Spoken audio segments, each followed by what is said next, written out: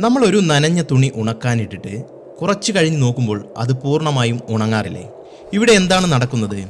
Evaporation അല്ലെങ്കിൽ ബാഷ്പീകരണം. ഇതേ പ്രവർത്തനമാണ് മേഘങ്ങൾ ഉണ്ടാകാനുമുള്ള തുടക്കം. സൂര്യന്റെ ചൂടേറ്റ് കടലിലെയും തടാകങ്ങളിലെയും പുഴകളിലെയും വഴിയിലെ വെള്ളക്കെട്ടുകളിലെയും എന്തിനധികം നമ്മൾ ഉണക്കാനിട്ട നനഞ്ഞ തുണിയിലെയും വെള്ളം ചൂടാകുന്നു. ഈ ജലതന്മാത്രകൾക്ക് കൂടുതൽ ഊർജം ലഭിക്കുമ്പോൾ അവ നീരാവിയായി വായുവിലേക്ക് കലരുന്നു. വാതകങ്ങൾക്ക് ദ്രാവകങ്ങളെക്കാൾ ഭാരം കുറവായതുകൊണ്ട് ഈ നീരാവി ആകാശത്തേക്ക് ഉയർന്നു പൊങ്ങുന്നു. ഭൂമിയുടെ ഉപരിതലത്തിൽ നിന്ന് മുകളിലേക്ക് പോകുന്തോറും അന്തരീക്ഷം കൂടുതൽ തണുപ്പുള്ളതായി മാറും.